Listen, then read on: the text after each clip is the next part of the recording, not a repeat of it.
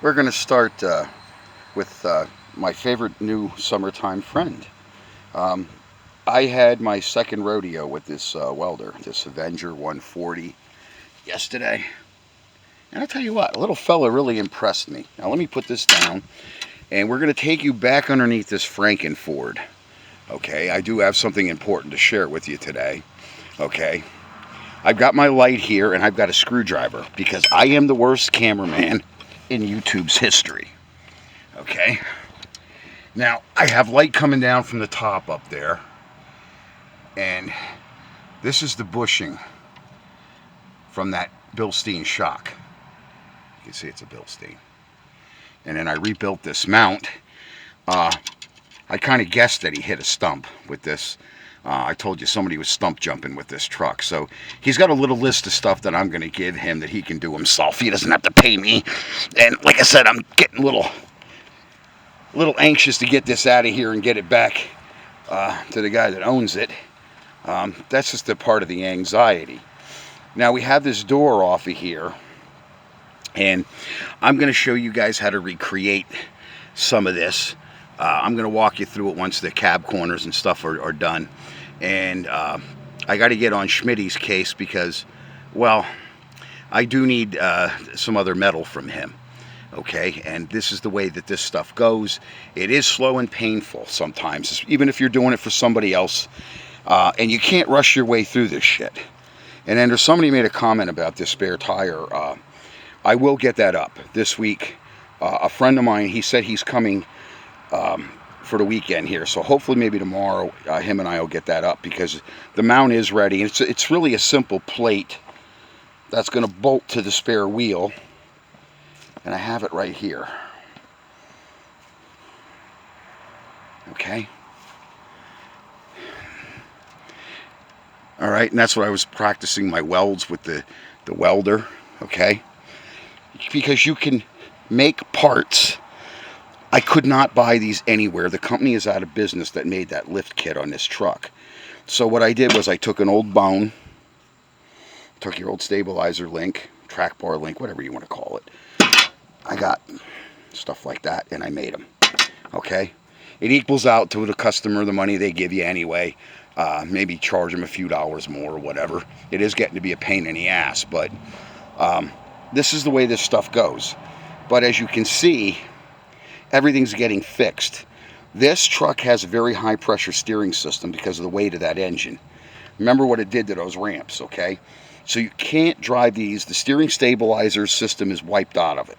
So I'm going to get him the kit, and when he has the steering box and that part of that frame repaired down at my uncle's shop, this guy's got something, okay? And he can get himself another cab. And in today's beautiful weather, I'm going to get this all body worked in and get that other side metaled in over there. So that's what I'm doing. And if there's still time in the day, like I said, I really love this welder. What did I like most about this welder? Let me tell you what I liked most about this welder.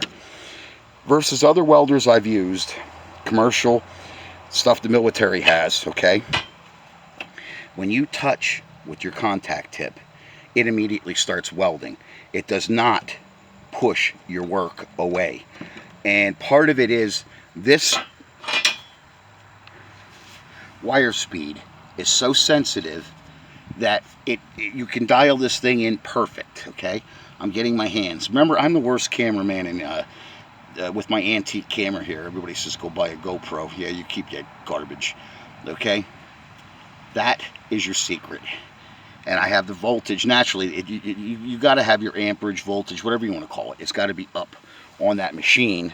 You see my nifty little tray. I got my tips there. 035 spare wire wheel. It's unlimited what you can do. Okay?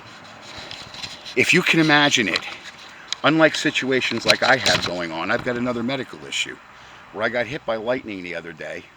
This wrist has not gone back down. It is swelling, and it's painful. And you see, I have Geisinger, and we have a problem here with the physicians in this area. We really, really do. You know, you go to your doctor and you think you're going to get some resolution. He sends you to another doctor. and that doctor sends you to another witch doctor. You know what? I think they all need fucking bones in their nose and goddamn rattles instead of, you know. And then, oh, well, you need to go have an MRI. Well, okay.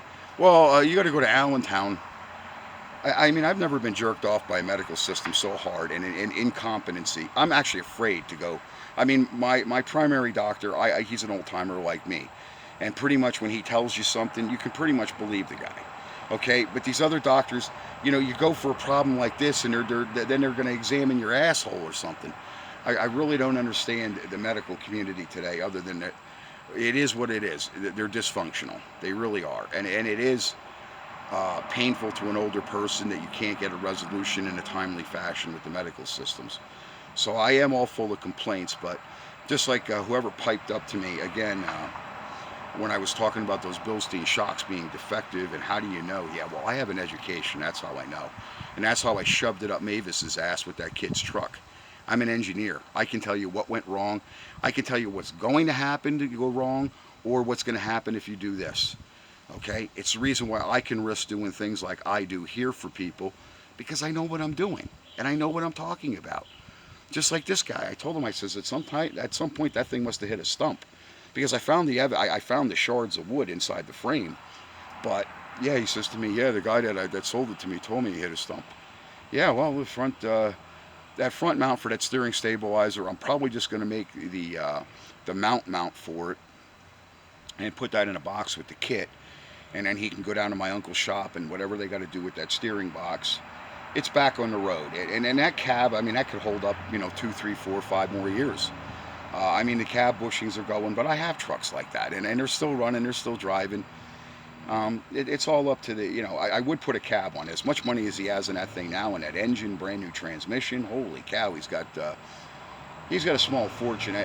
And you know something? Do you think he should have bought a new truck? I don't think he should have bought a new truck, because they're not going to make trucks like that anymore, that you stick the goddamn key in it and it just starts right up. This Mickey Mouse wind-up shit that they're selling in your Teslas and your electric trucks, you know what? You can keep all that. To me, that's for 3-year-olds with no mentality. And you try working on a cyber vehicle like that and taking it all apart, you know what? Even the dealers can't fix them, and they admit it. Elon, you can keep your crap. So that is my message to you, and like I said, I'll walk you through how I metal in stuff like that, where you've got curves and all that. It does take some power, and it does take some time. But am I going to buy an ill-fitting part for $150 and still have to do just about the same shit that I'm doing with it? You know what? I'm just going to make it. Sometimes that's better. I'm going to get to work. Thanks.